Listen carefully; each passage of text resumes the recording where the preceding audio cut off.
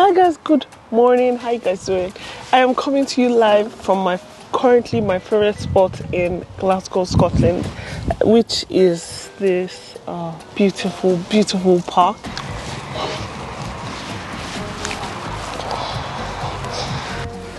So the question I'm going to be answering today is this: how do you travel solo safely as an African woman? So if that's something you like, let's get into the video of the day.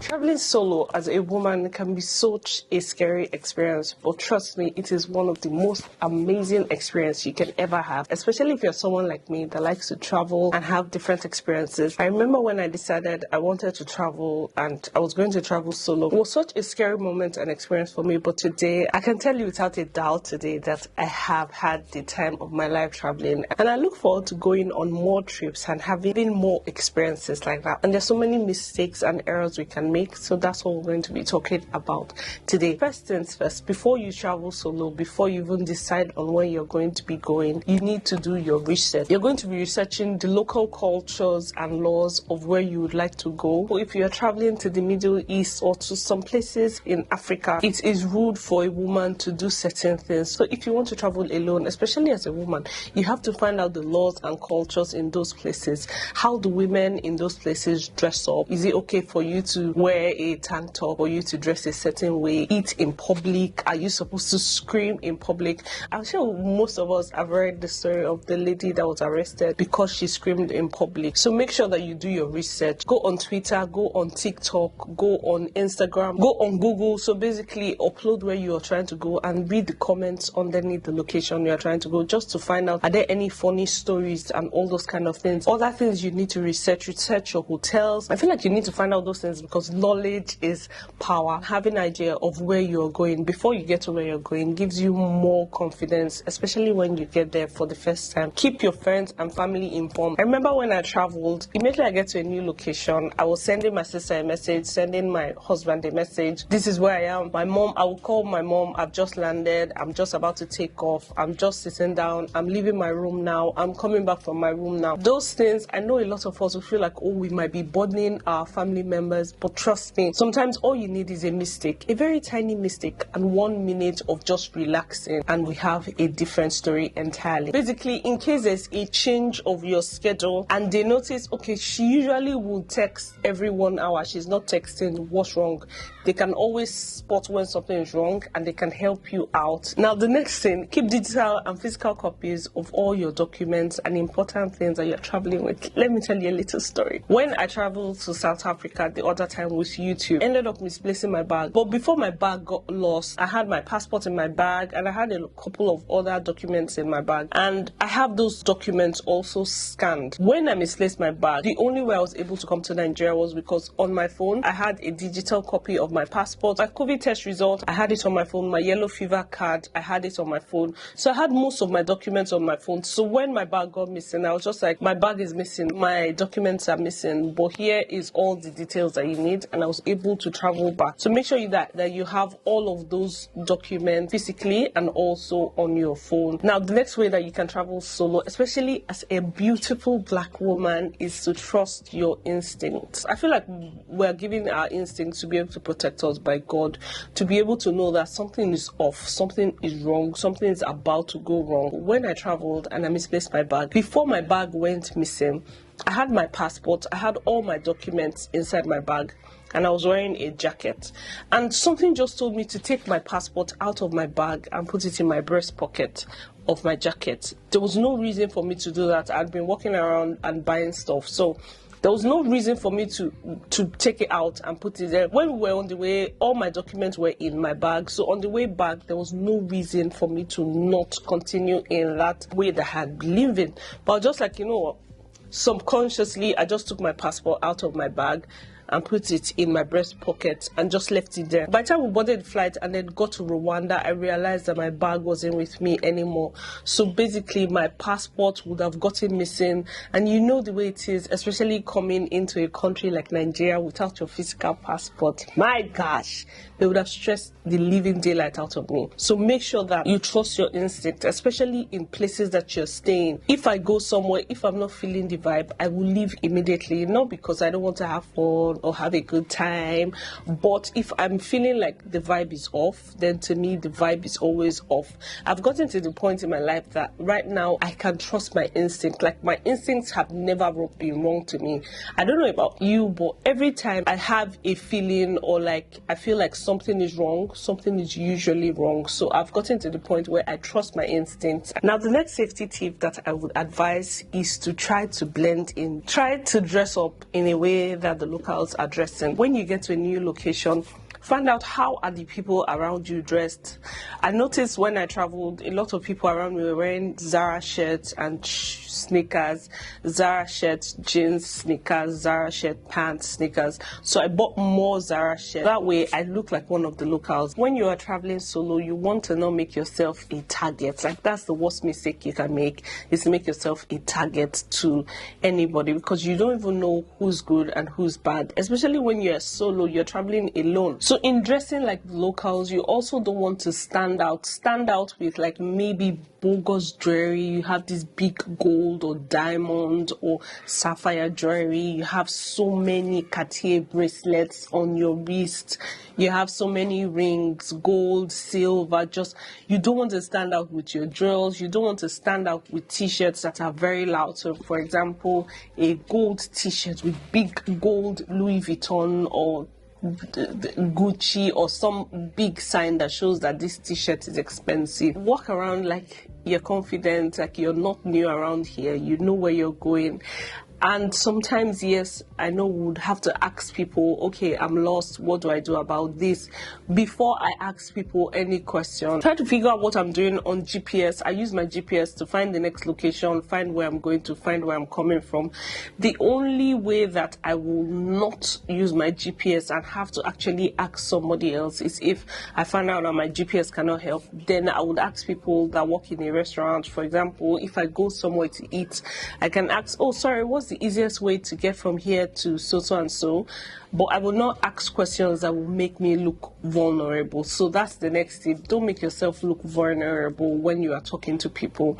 I remember when I was traveling, I think the first time I arrived in Italy, no, it wasn't Italy. I remember when I arrived in Spain, I was trying to find out how to get on a train. So I asked this lady beside me, like, hi, I'm trying to get on a train, and most things were written in Spanish. So I was like, how do I get on a train? She was like, oh, are you new? I was like, no, I'm not new. She was like, oh, okay. I said, but I'm on holiday. And the next question she asked me is, oh, are you traveling solo? And I said, no, I'm not traveling solo. My husband is right behind me. He went to get the bag. I was telling everybody that my husband was behind me. I remember when I booked my hotel, I think it was in Italy as well. When they asked me, are you alone? I was like, yes, I'm alone right now, but my husband is going to come later in the evening. If I want my husband to come in, how do I buzz him up? How do I do this? Said those things because I didn't want to be a target.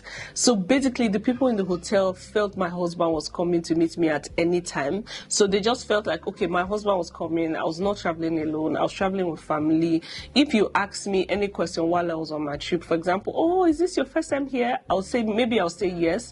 But if I tell you this is my first time here, then I'm definitely telling you that my husband or my boyfriend or my auntie or my uncle is right behind and they're coming to join me here. You know, concern me if after I've left, you are like, I never saw a husband, because I don't owe you any explanation. So that's something you should consider. You don't owe strangers that you've never met in all your life and you probably never ever meet again any explanation, especially when it comes to your safety. So try to not think about, oh, what if I tell them I have a husband with me and then they find out I don't have a husband? Why do you have to explain so much? Like, why does it matter? No one deserves an explanation about why you're traveling solo, why you're doing this, who you're with, who you're not with. No one deserves an explanation, and try not to give as much explanation as possible.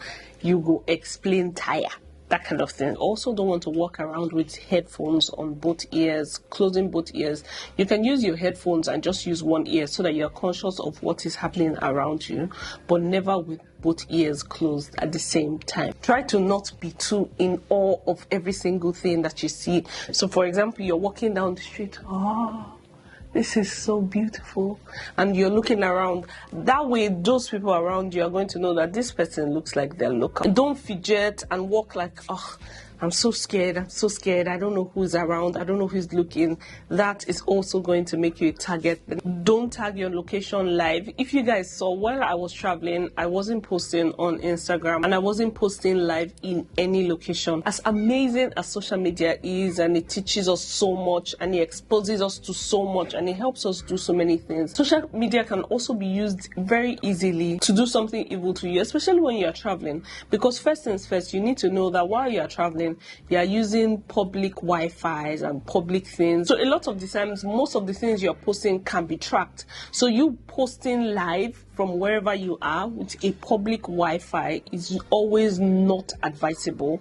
So make sure that you have left the location that you are at, and when you leave, you can then post about where you were and talk about it if that's what you're interested in doing. The next thing is keep an eye on your items, especially for those of us that we are so used to living with people, living around people. We're so used to having friends, family, husbands, wives helping around, being around us. It's easy for you to just assume somebody has your back. When you're traveling alone, nobody has your back, nobody cares about you. That's all I had in my brain, and that's all you should have in your brain.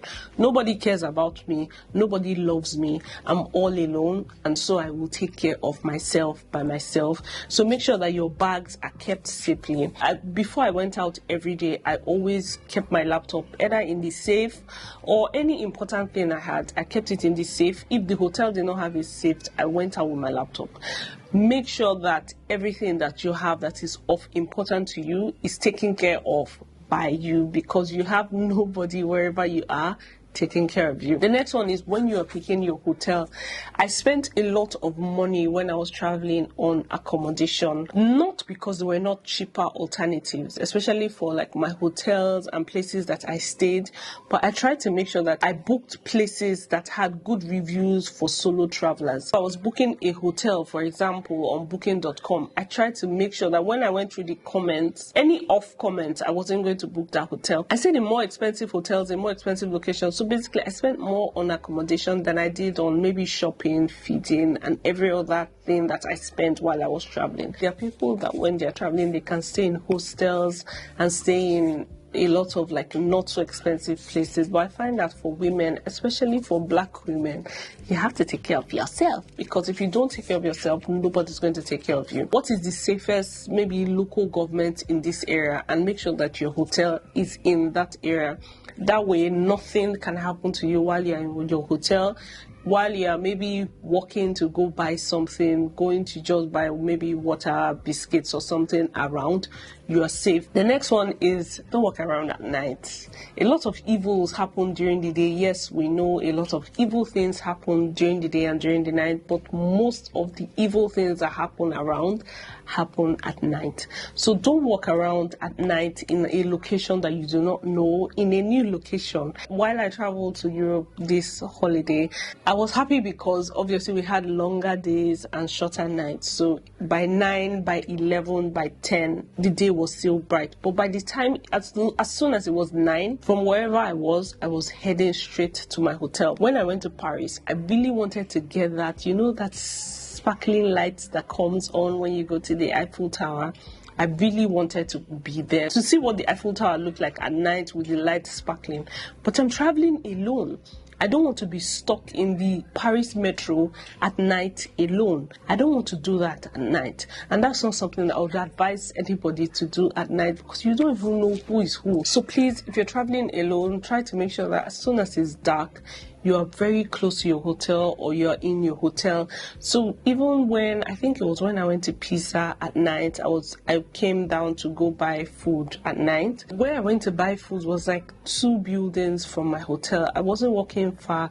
I wasn't using my camera. I just used my phone to vlog. While you are so excited about traveling alone and having this amazing solo experience, you also know that your safety is the most important part of this trip. And the final tip I would give for traveling alone safely as a Black woman is make sure that your arrival time is usually during the day.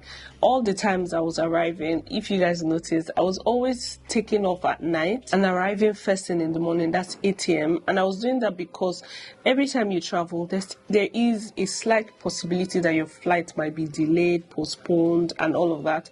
I want to make sure that if I arrive in the morning, if my flight is even delayed by a few hours, I will still arrive wherever I'm going in the daytime.